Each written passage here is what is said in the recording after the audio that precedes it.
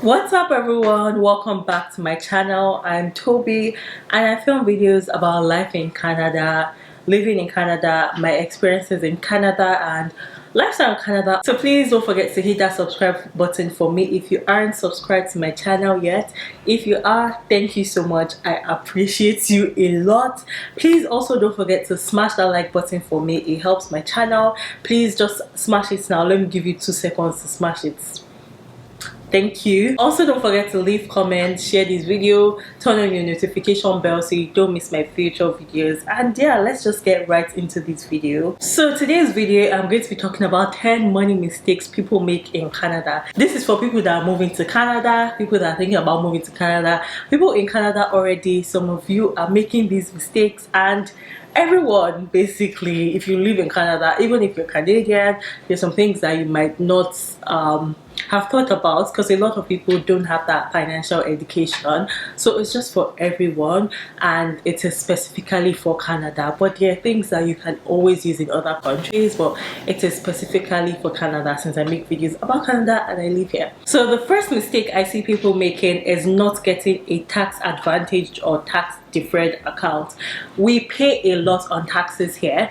You make money, you pay taxes. A lot of your money goes into taxes. So always open a tax advantaged or tax deferred account. We have the TFSA here, which is a tax-free savings account, and we have the RRSP, which is a retirement savings plan. So always look into that. There are different strategies that you can put into place for those two accounts. So just try to maximize or try to use those accounts. They have their limits, their cutoffs per year on how much you can contribute. You can also check how much you have in your contribution room on your CRA account. If you want me to do a video on the TFSA and RSP accounts, make sure you leave that request in the comment section. But yeah, look into opening tax advantaged accounts or tax deferred accounts, or both of them. Basically, that's one thing that I see a lot of people missing out on. Like, they just put their money in regular savings accounts and don't consider ways to basically save taxes or pay taxes later on. Number 2 is not investing.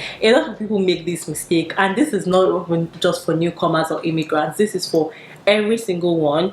You need to invest your money. A lot of people open these tax-free savings accounts. I know it's called savings account and they just put money there to save, but you should invest your money, especially because of compound interest, because of inflation and all of that. You need to invest your money and try to invest money that is for long-term goals. If it's for short-term goals, you can put it in a regular high-interest savings account. If you can put it in a tax-free savings account if you want to, but make sure you invest money.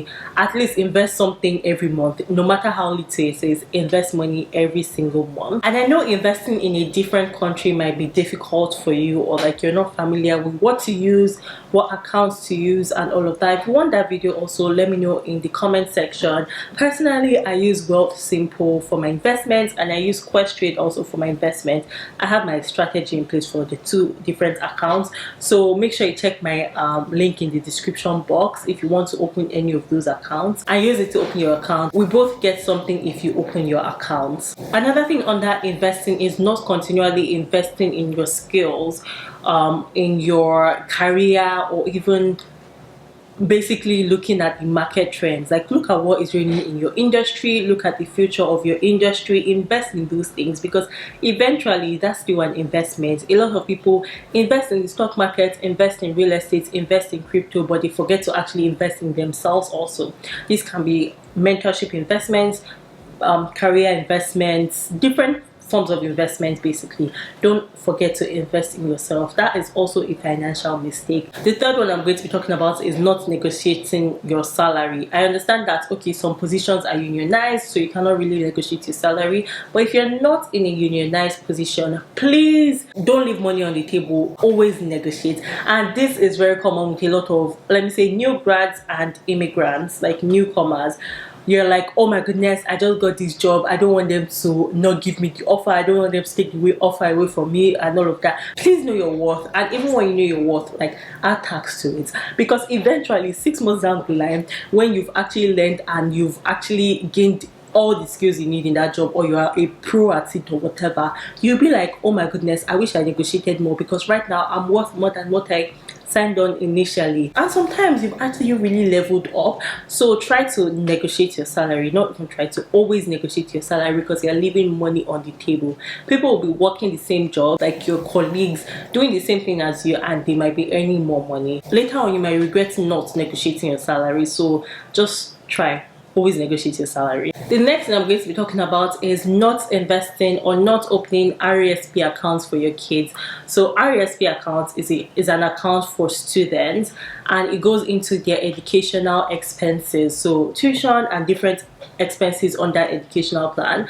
And as a parent, you can contribute into their account. If you're investing in that account, government will actually match your investment. So that's kind of like free money from the government for your tuition, for your kids' tuition fee. And you don't want your children to be stuck with student loans. Your whole plan for coming here was to make everything easier for your child, was to give your child the best and all of that. So if you're able to, please contribute to their RESP account. So you're already investing in their financial future. You're already helping them not to have debts, the first type of debt that most students have, which is student loans. And also think about compound interest with it. So if you come here, please open an RESP account for your child, look into it, talk to a financial advisor if you need to. You can always research all these things online, research and open it for your child. And remember that government will match what you're putting in. So that's kind of free money that you're leaving on the table. Talking about free money on the table, the next point I'm going to be talking about is RRSP, DCPP, DPPP, all of them, the pension plan basically. There are some times where people leave money on the table. For example, companies, you see their selling points, or like, why should you work with us? They'll actually write that, oh, they have RRSP match. So this matching program, what they do is that they match what you contribute inside it. For example, if you put 5% of your salary inside your DCPP, your company might match 5% back. It just depends on the company. Some companies have amazing plans like 5% plus an extra 1%, things like that. But anyway, they're going to be putting money inside it. And obviously we need to know about the vesting period, like look into that, the vesting period of your company, when you actually be able to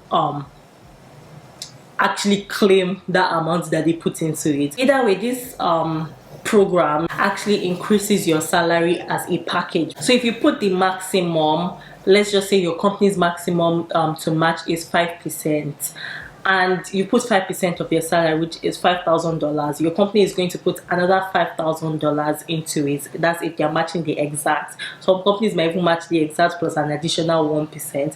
But let's just keep it simple and say they are matching 5% of that. That is $5,000 plus your base salary. So if your base salary is $100,000, technically your salary is going to be $105,000. So you not matching and all of that is just leaving money on the table. They're just telling your company, take the money, see, take everything you can take from your company, any single type of, like any program they have, any free money, whatever it is, take it and take advantage of it. Another thing about this, apart from the money, is that it has its tax benefits. So next year, for example, this year I contributed into my retirement plan. Next year I'm going to get great tax benefits because they're going to deduct that from my actual income. Basically, there's a way it works. You can do the numbers. There are different calculators that you can use to see online. I don't want this video to be deep into detail about RRSP plans and all of that, or retirement pension plans and calculating it, but there are tax benefits to it. It reduces your income, so you might actually be taxed at a lower tax bracket. Therefore, they'll give you a refund because they actually charged you at the actual income tax brackets. You might not understand all of that, but it has tax benefits at the end of the day. I know one reason why people are reluctant to contributing to retirement plans, RRSP and all of that, is because it's actually a tax deferred account. So you would eventually pay taxes when you want to withdraw the money. So it just depends. But if your company is matching, please contribute. That's free money that you're giving your company. After all the sweat and all the work that you're doing for them, please match, please contribute to it so they can match your percentage and give you money. Simple. The next mistake people make is credit. Not opening credit cards, not opening credit accounts because they're scared and all of that.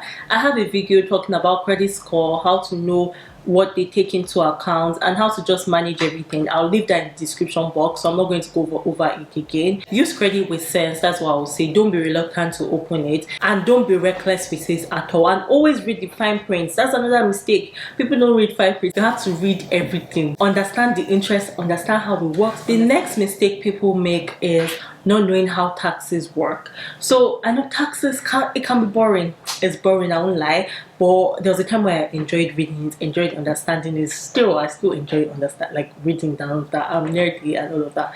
But learn how the taxes work here. Learn how tax system works here. There are a lot of ways where you can maximize your tax benefits, tax returns, and all of that, and technically pay less taxes with your business and other options. They're just things that you need to take into account. One other mistake people make is not filing their taxes, not filing their income tax, and because they're like, oh, I've not earned money that year, I'm not filing it. You are actually meant to file your income taxes even when you don't have income, or when you not earn income that year. Even if it's zero, you can put in there. If you're Yoruba, Odo, put it there like that and file your taxes, and most times you even get tax refunds and tax benefits and all of that. So always file your taxes. You are meant to file your taxes. One other mistake I see a lot of people doing is taking loans without thinking steps ahead. There are a lot of loans, like car loans for example. A lot of people take car loans. It might seem like, oh, you just have 5 years to pay it off and things like that, but you have to be strategic with all of these things and have a plan in place, or just know your goal or your end goal, whatever. Because if you just take a car loan, and I don't know how much the loan will be, it just depends on your car, where you buy it, different things like that. But if you have a car loan, it might actually affect you when you want to buy a house in the future. If you want to get some things within the next 2 years or 3 years, just make everything smooth for you. Like, don't go and be looking for loans that you don't need. Don't go and be getting car loan, because car loan is one of the most expensive loans actually. Yeah, apart from like mortgage and all of that, car loan too can be expensive depending on the type of car you buy, the amount you put down and all of that. Because there's something called debt to income ratio, and most people buy houses with a mortgage in Canada. Like most people, it is very common, it is normal here. And with that mortgage, that's also a loan from your bank or from your lender that you're taking. So they look at your debt to income ratio. If you have that car loan, your debt to income ratio might not actually allow you to be able to get a mortgage from the bank, or to be able to get mortgage from like a type A lender. You might have to go to type B, or like personal lenders, those people that you have to pay a huge amount of interest rates. So they're just things that you should think steps ahead. Like, okay, you must get a car, or you need to get a car. Don't just say, oh, because I can get a loan, I'm just going to get it like that, without thinking that, oh, or without remembering that my goal was actually to, or my goal is to buy a house next year, or my goal is to buy a house in 2 years time. Things like that. Just think ahead, and also understand bad debt and good debts. For me, I believe you can take advantage of loans and all of that. There's good debts, there's bad debts. Understand the difference and use it to your advantage, basically. The next thing I'm going to talk about is life insurance. Life insurance, some people agree, some people are pro life insurance, some people are not pro life insurance, because they feel like, okay, if you invest your money, you don't need life insurance because it will make eventually more, or your returns might be eventually more than the life insurance. All of that, just do whatever works for you, especially if you have a family or you have young children. You have to take into account, God forbid, what if, can you people actually live off only a single income if somebody passes away? Just different things like that, basically. And you have to remember, funeral costs here is expensive. A lot of things, situations like that, you have to actually look into it. So I'm not an expert in life insurance. Just get a financial advisor, look into life insurance to protect your future, protect your children, and all of that. If you feel comfortable with it, then do it. There's short term, there's long term. Just do whatever makes you feel good. But I'm just saying, putting it out there that you can look into life insurance. Then the last money mistake I'm going to talk about, it's not directly related to money, but it is something. As immigrants, a lot of times we're our brother's keeper, and we end up co-signing on people's loans, people's car loans, people's house loans, different things like that. We end up co-signing because it's like, oh, this is my brother here, this is my sister here, we're from the same states, we're Nigerians, I need to help this person, I don't know how to say no, things like that. That is a very, very, very, very, very, very critical decision to make.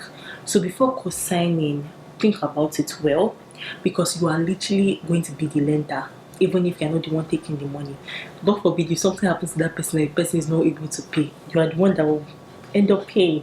It's under your name. It will be, or if the person now stops paying, it will affect your own credit score, things like that. Just don't do things blindly. I know we want to help our friends here, like Nigerian friends here, if you're Nigerian, your community members and all of that. But before co-signing on anything, think about it well. I've heard different stories of people that co-signed and everything just went south. So that's one mistake a lot of people make. They don't think about it or like actually know the implications and all of that. But yeah, that's the end of my video today. I hope you enjoyed this. I hope you learned one or two things. I hope yeah, I hope you don't make these mistakes. Let me know what I missed out on. Let me know what you think. Let me know all of that in the comment section. Please don't forget to smash the like button for me. I would really appreciate it. Don't forget to hit the subscribe button if you've not subscribed already. Please don't forget to share this video. Don't forget to turn on your notification bell, and yeah, leave comments, and I'll see you guys in my next video. Bye. Thanks for watching. You can say I lost my mind, I will keep on holding my head high.